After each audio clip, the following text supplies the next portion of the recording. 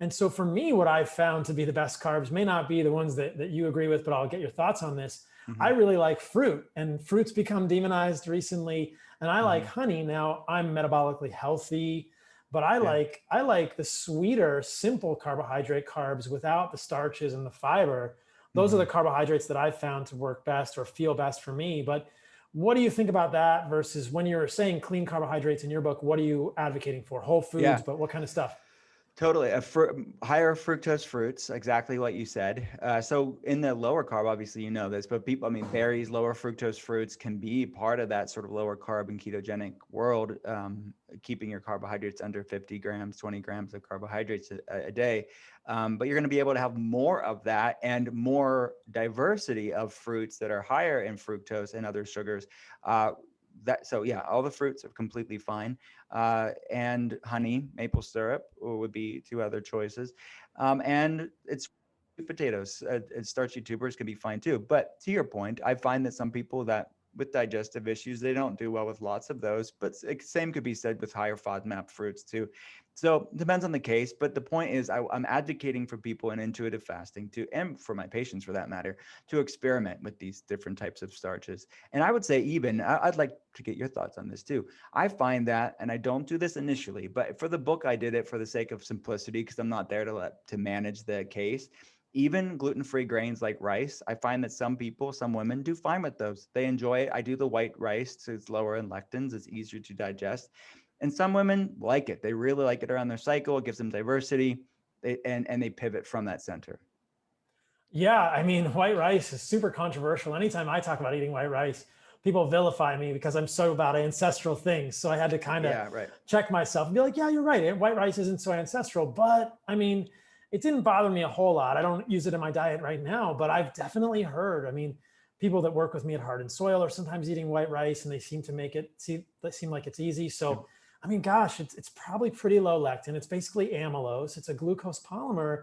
There's not a lot of fiber in white rice. It's probably reasonable for some people. So it's interesting to kind of play around with these carbohydrates and face the dogma head on. But, you know, I recently had Stephen Gundry on the podcast and we didn't have enough time to really get into this, but do you have any concerns about fructose in these amounts found in fruit and honey? Because he's quite concerned about those. I'm not, but I wanted to get your thoughts.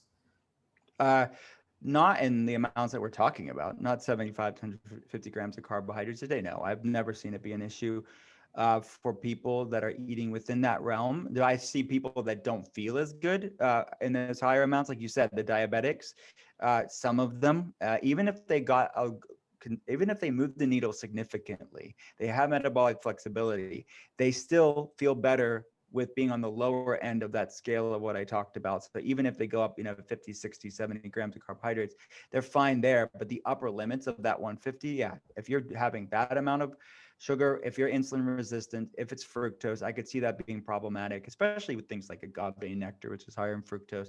But the whole food, fruits in its whole food form, I find it to be less problematic. But doing even on the higher level of that 150 for somebody that's insulin resistant, it's not that it's going to be they're going to be like flared up and back to square one, but they're not going to feel as good. And that's the intuition that I'm talking about. When you feel so freaking good, you've created a center for yourself. You love feeling better more than you miss that food. So you're like, I'm okay. I'll cut it down a little bit, go to the low end of that scale, still enjoy some fruits, not freaking out about it, and you're fine. We have to find our center and pivot from there. So I'm not afraid of fruit, sugar. I think it's fine, but people need to be mindful of not more isn't always better. You have to find that sweet spot. No pun intended with that. Yeah, it's a good pun. I just think that there's some conflation and reductionist thinking in communities, in the low carb communities, saying, well, we can look at many studies that compare fructose to sucrose to glucose and see differences in de novo lipogenesis in humans. And so therefore people say everything with fructose is bad. And I think, whoa, not so fast. Like high fructose corn syrup is probably not the same as a papaya. It's just probably not. Like there's things in the papaya or things in honey, nitric oxide intermediates that affect the way our body processes this. And it's to conflate those, I think, is dangerous and evolutionarily inconsistent because clearly our ancestors were eating fruit. I mean, in Tanzania, when we got honey, we ate the crap out of it. It was delicious, and they were not worried about it.